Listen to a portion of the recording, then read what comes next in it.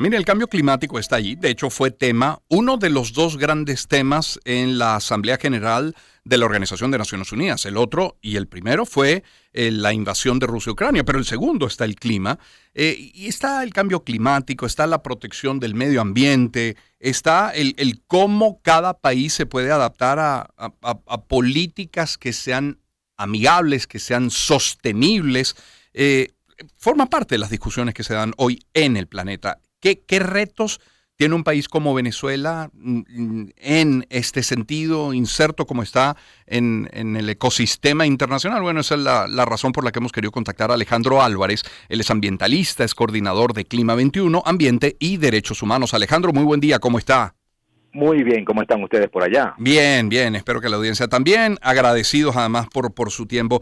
¿Cuáles podrían ser las principales preocupaciones que tienen ustedes como ambientalistas sobre Venezuela, la Venezuela de hoy? Desde el año pasado, Clima 21, estamos trabajando, haciendo un análisis de la situación ambiental de Venezuela y por eso hemos publicado una serie de informes al respecto. ¿Cuáles son los temas que en este momento nos están preocupando más? Hay una serie bastante importante, digamos, los dos focos en este momento, que además son focos de noticia, son el tema minero al sur del país y el tema de la contaminación por derrames petroleros. Eso principalmente en la zona del lago de Maracaibo y la costa occidental del estado Falcón. Pero adicionalmente a eso, los temas de deforestación en el país nos afectan. Pero arriba de todo eso está el gran monstruo mundial, el cambio climático. Un tema que en Venezuela se discute bastante poco y, peor aún, se toman pocas decisiones de avance al respecto. El cambio climático está aquí, el cambio climático nos va a afectar a todos y a todo, quiero decir, no solamente a todas las personas, sino a todos los sectores del país, los sectores económicos, los sectores relacionados con distintas industrias, a las personas y comunidades en cualquier parte del país. Entonces, ese debe ser una preocupación porque va avanzando lenta pero continuamente, produciendo cada vez más efectos globales, y en los últimos años y semanas incluso hemos visto grandes situaciones de desastres que están ocurriendo en el mundo, muchos de ellos relacionados con el tema del cambio climático. Entonces tenemos que como país, digamos, ser no una preocupación, una ocupación nuestra. Sí. Tenemos que trabajar para transformar de un país vulnerable en un país protegido contra el cambio climático. Es decir, cuando Clima 21 hace, digamos, un escaneo del país de este a oeste, de norte a sur, encuentra como dos focos principales que son, repito, minería y derrames petroleros. Ha mencionado también la deforestación. Imagino que también en ese escaneo aparece, bueno, la situación en Los Roques y la situación en Galipán y la situación del desvío de algunos cauces de los ríos. Pero como país petrolero, el tratar el tema del cambio climático lleva una doble responsabilidad. No es solamente, es atajarlo como país, pero también país petrolero. O sea, es una disyuntiva muy compleja.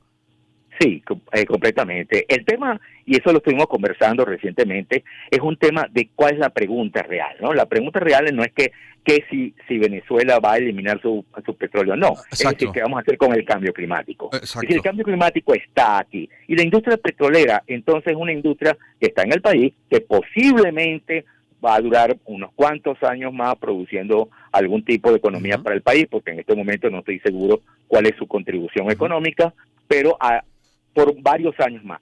Pero la pregunta entonces, ¿cómo vamos transformando, utilizando el financiamiento que nos puede dar la producción petrolera de un país en este momento que fue ya hace unos años monoproductor y en este momento un país minero, en un país sostenible económica y ambientalmente sostenible? Y cuando se hacen esa pregunta, ¿qué respuestas comienzan a aparecer? ¿Qué respuestas hay sobre la mesa? La primera respuesta es que Venezuela tiene un futuro ambientalmente sostenible o no tiene futuro. Es decir, Venezuela tiene riquezas naturales que pueden convertir en un país económicamente próspero y sostenible ambientalmente si se usa las extraordinarias riquezas que tiene el país. Es decir, tenemos un país donde donde la cantidad de agua disponible al sur del Orinoco es extraordinariamente grande, lo cual podría permitir no tener preocupaciones a futuro en un mundo donde el tema agua es cada vez más importante. Pero estamos destruyendo las fuentes de agua al sur del país con la minería. Adicionalmente a eso, Venezuela tiene una potencial de turismo extraordinaria relacionado con la naturaleza, en todas las variedades que el turismo de naturaleza tiene. Pero como he dicho yo, tengo 52 años y tengo 52 años escuchando que tenemos potencial turístico.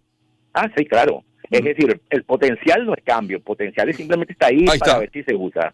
Ahí está, exacto. Y si lo usamos o no lo usamos. De hecho, tú nombraste varios casos de mal uso de esa riqueza natural y utilizándola para beneficio de unos muy pocos que se benefician de ello, mientras que la enorme mayoría que pudiera beneficiarse no solamente con el turismo, sino con todo un sistema económico de ecoturismo que pudiera permitir que Venezuela fuera un país, odio utilizar esta palabra, potencia turística, ¿no?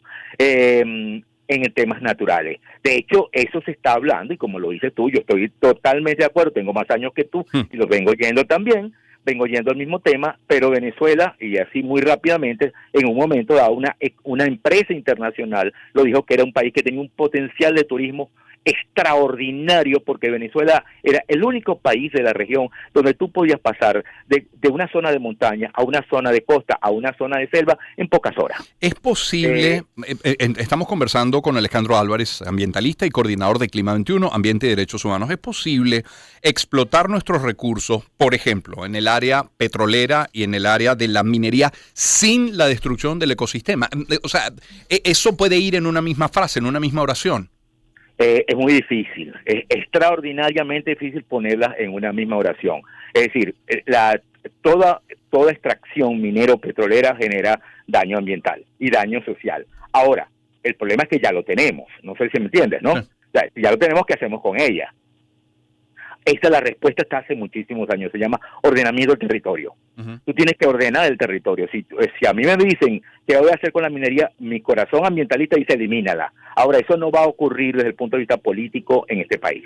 Entonces la segunda respuesta es hagamos ordenamiento del territorio, digamos dónde puede ir y de qué manera que sea absolutamente controlada, ordenada y responsable. La palabra hay que ponerle bastante subrayado abajo, y responsable de tal manera que los impactos los podamos minimizar a un extremo. Entonces, eso es posible. Exacto. Eso es posible. Pero como lo veo, pasa, a lo mejor me equivoco, pero como lo veo y escuchándole pasa por, ¿de qué depende?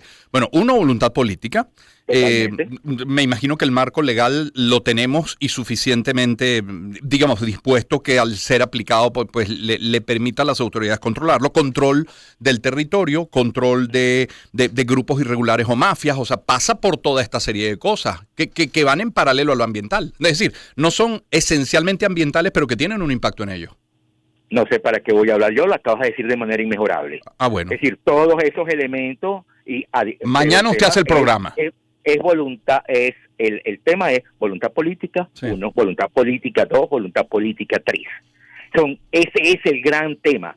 Detrás de eso viene el financiamiento para que los proyectos necesarios puedan arrancar, puedan tener una control. Y un marco que es legal, total, que tú lo dijiste, y ese marco... ¿Y lo que tenemos está bien? ¿En materia legal está bien lo que tenemos o necesitamos más? En gran medida. No, necesitamos actualizar parte del marco legal.